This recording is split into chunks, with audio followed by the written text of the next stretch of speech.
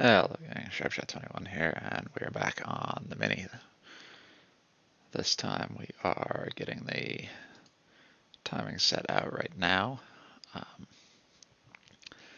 This is a little bit of a process on this car because there isn't really anywhere to grab anything to stop it from spinning.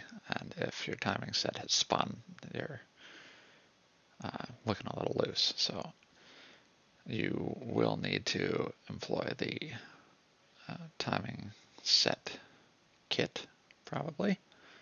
I think that's what I end up doing here. Yeah, see, I've got one of the locking blocks for the timing set. There are some sets of flats on the back end of the cams,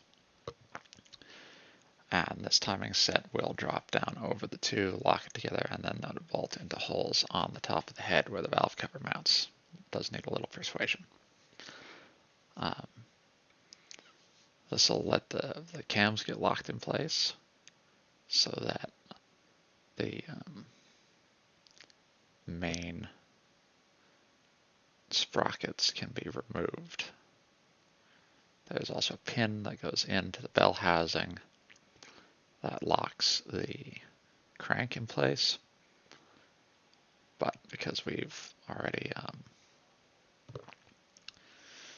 broken the crank sprocket free with the impact, that's not necessary here. All we needed to do was lock in the cams so that we could get the front sprockets off. And this set was a cheap set. I think I only paid like $40 for it, so it's not the most well fit timing cam set, or timing chain, or timing set installation tool. But it is useful. See, and then here's a couple of screws to bolt it down. And the timing on the engine was not quite perfect. I think part of that was due to wear on the set. Part of it might have been due to the replacement when it was done, if it was done quickly, and the proper care was not taken when installing it. And I think part of it was just because the hydraulic tensioner did not have any oil pressure, and so it was not applying proper tension to the set, so things were not quite aligned as they should have been.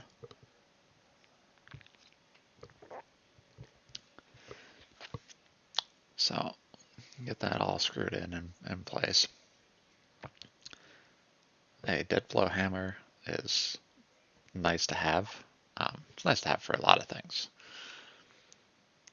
but I used it for getting the set on, or the tool on.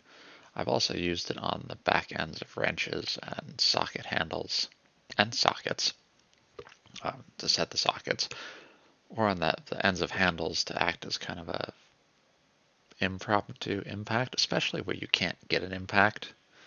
It's quite nice. All right, so I think that's down. Just washing up here because I might not mind.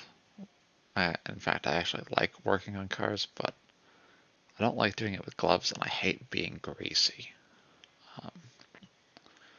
Especially when checking stuff, because I think I'm looking something up here. I don't remember what I'm having to check.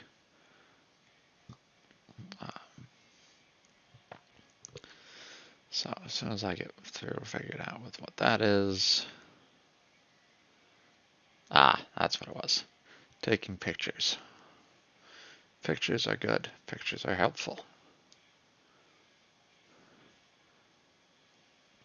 So taking pictures help for reinstallation. If you're not sure how something is going to go back together,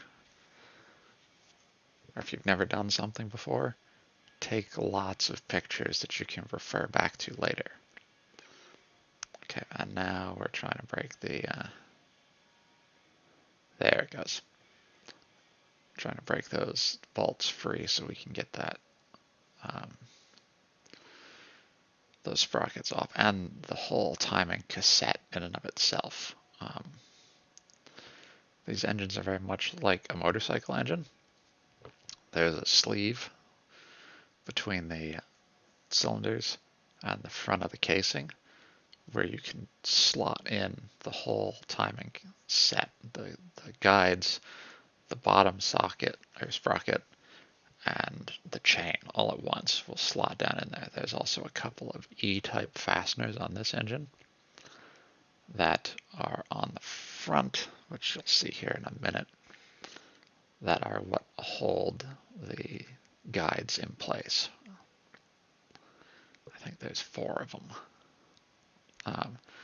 Not to mention these bolts going into the cams, I believe, are also E-type. So they are, you'll need that set of sockets again. This is me looking at the Vanos one just to make sure nothing is messed up there. This does have the Vanos system, which is an intake, well, it's an oil pressure controlled variable cam timing system. It can be done on the intake side, it can be done on the exhaust side, it can be done on both. This generation of Mini Cooper with the N14 engine had it done just on the intake. There are some generations, I think anything newer than my generation, which has both intake and exhaust cams with the Vanos system. These do have a solenoid that triggers them by pushing oil into that big sprocket. They are a wear item. Those Vanos solenoids can get clogged, they can break. Just keep that in mind. Okay, here we go. I'm taking out those bolts now that I mentioned a minute ago. Those are I think they're 4 shoulder bolts, E-type, that hold the whole cassette in. Okay, those are out. And I just pulled out the front of the cam snout, because remember the cam has a 2-piece snout, and there is a timing set. So I've got the exhaust in one hand, the crank was down at the bottom held in by the chain, and the guides. So that whole thing comes as, you can buy it piece by piece, you can buy it as a unit, but it just slots right down in there. Alright, now we're starting, you can get a better look at that tool that's holding the cams in place. Believe next I'm going to take that tool off and then start removing caps.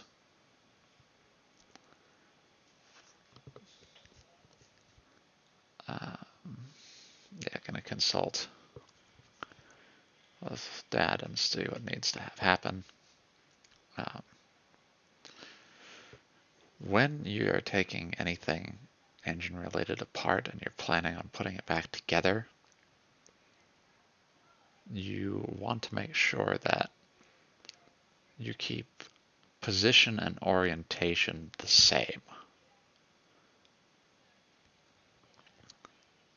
So the first cap on the cam, or the front cap, the one closest to the end of the engine where there's all the rotating accessories, not only does that need to stay in that position, but you can't spin it 180 degrees and put it back in. It goes in the way it came out, because what has happened as the engine has run in is that those two surfaces have worn in together.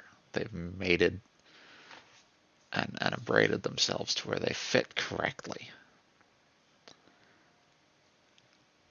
If you move them from one position to another, they'll wear faster, or they'll have to re-wear in, which means what was a correct tolerance may have gone into an incorrect tolerance, or just by moving it may now be an incorrect tolerance.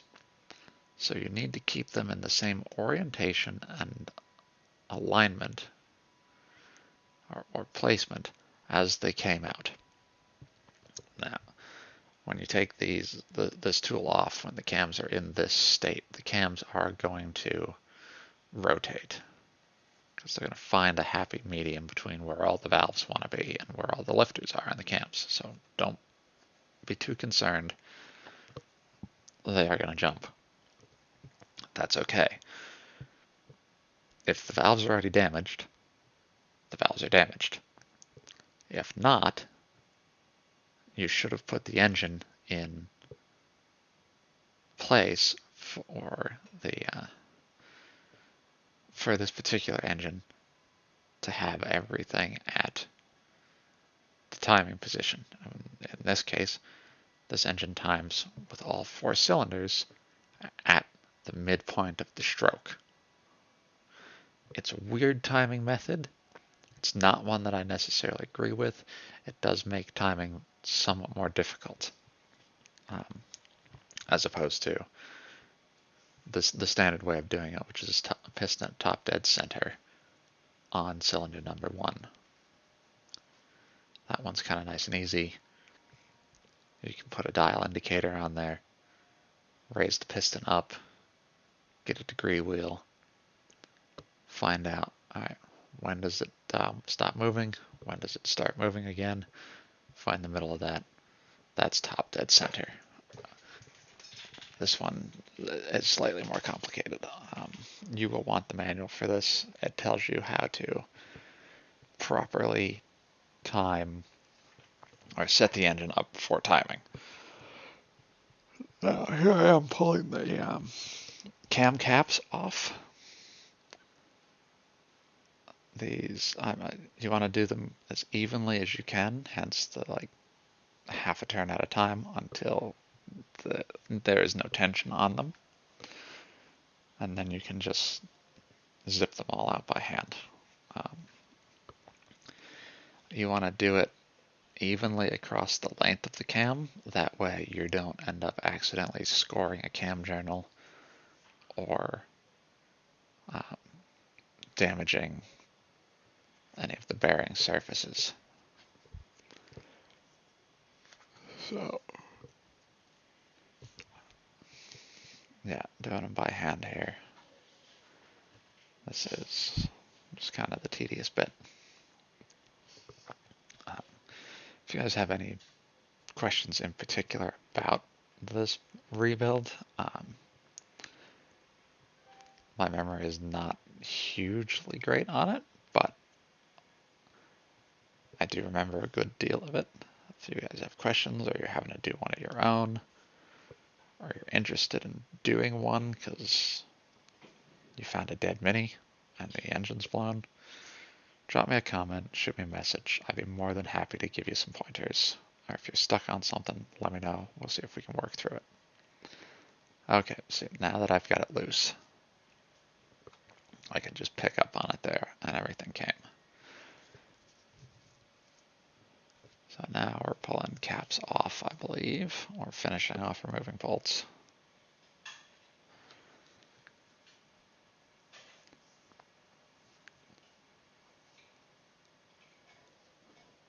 And then we can get this cam out of the way. It's, again, go slow, take your time, be careful, try not to drop anything, especially try not to drop anything, because you do not want to scratch these bearing surfaces, you do not want to put a nick in them, you do not want to raise any burrs.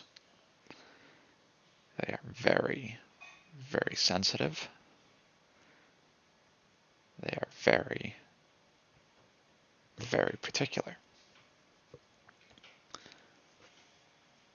If you're planning on reusing your cams, which you should be able to, you want to be very careful with those. Those bearing journals on the cams are very important. You don't want to scratch those up either. The lifter journals on the cams, less important, but try not to scratch them. We're going to do the same procedure here with the exhaust cam. And then we'll have everything all torn down. I'm going to skip forward here a little bit probably, and then we will pick up probably in just a minute. Okay, we are back, and it would appear that, yep, I'm just finishing pulling off the caps now. Again, we're being careful with the cams. And I'm going to put the caps back on just the same way that they came off. That way we don't have any issues with misalignments or misfitment. And that's pretty much all that you need to know to get those cams out of there. When you're taking the lifter assemblies out, those also need to go in back in the correct spot. This has hydraulic lifters and arms. The arm is attached to the lifter with a little clip. Don't bother to take them apart. Pull them out as a unit. Put them in a box in a numbered compartment, working from front of the engine to back of the engine. That is going to be the best way to keep those all in the correct position. And excuse me. And to put them back in the correct position. Not sure. Oh, I'm working on taking off the pick bracket as well. I believe that's also an E-type. They used a lot of E-types on the engine on this thing. Because I believe that spans between the head and the short block. And so we will need to have that removed in order to remove the head here next time. Head removal is pretty simple, but we will still go through it. And I hope you guys found this somewhat helpful and somewhat interesting.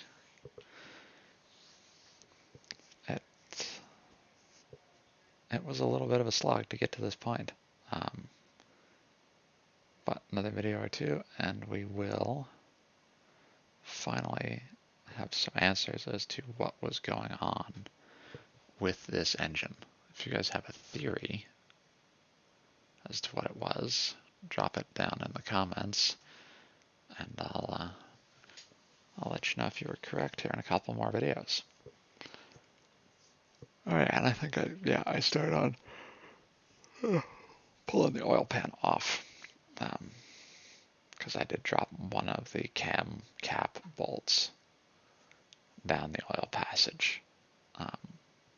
So, gotta get the pan off to get that bolt back out of there. Try not to drop the bolts. Right. Thank you all for watching. I hope you enjoyed. If you did, please hit the like and subscribe buttons. It really helps me out, and it lets you know when I put something new up. New videos will be going up on Tuesdays or Thursdays at 8 a.m. Eastern. And if I do decide to do live streams, I will try to give 24 hours notice. So hit the subscribe button on the channel, and you'll be notified when I post that stuff too. Hope to see you next time. Sharps out.